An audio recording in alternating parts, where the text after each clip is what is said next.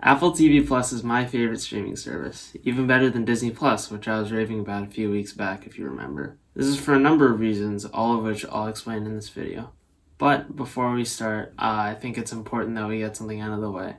I'm one of those people. I'm the people that back Apple no matter what and rave about their new products whenever they come out. I got the iPhone, I got the MacBook, I got the sweet and sour AirPods, I got the Siri poster for Christmas from my parents. Thank you. But will this affect my review? No. Even through my bias, I know good TV and movies from bad TV and movies, and this for sure will not affect my review at all. And what I will say is I probably wouldn't have watched any of these shows if it wasn't for my nerdiness about Apple, so there's that. Well, here's the first reason why I like Apple TV Plus. All of their shows are really, really good. And you might be thinking, duh, that's what a streaming service is supposed to do, right? Let me explain. So on Netflix, there's a huge variety of shows. There's shows that are as good as Stranger Things, Community, which I love and I've binged. But there's also shows like Boss Baby Back in Business, and there's like CoComelon, things that I don't want to watch, which are kids' show obviously, but you know what I'm saying. I struggle with this constantly where I just sit down, open Netflix, and then just look at the movies and TV shows for hours trying to figure out what's good or not. And I can't tell because there's so many good and bad shows. Disney Plus to me has a similar problem. I love The Mandalorian. I love WandaVision. I love Marvel and Star Wars. But after that, it just seems like everything else on the platform is for people under the age of 10. And I just can't choose something to sit down and watch. Here's where Apple TV strides. There's kids shows, there's adult shows, there's everything in between, and they're all really good.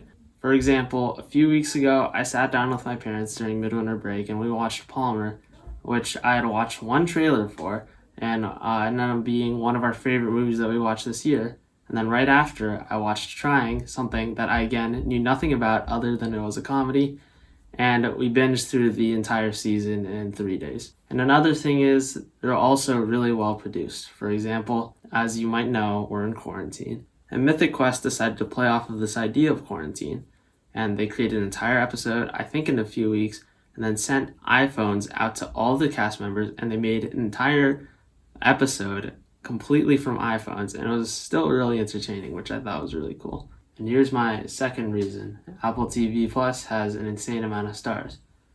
For starters, there's Jennifer Aniston, Reese Witherspoon, Steve Carell.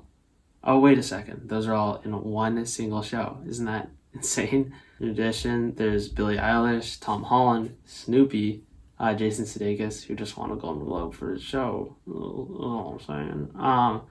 There's JT, there's Bill Murray, Haley Steinfeld, Rashida Jones, Mariah Carey, Ewan McGregor, Tom Hanks, Oprah, and so many more that I couldn't even fit into this video if I tried. And of course, I'd be remiss if I didn't mention Danny Pudi and Jake Johnson. Here's my third and final reason. You might be thinking, with all these stars and all these good shows, there's no way that it's a cheap streaming service, right? And it's Apple.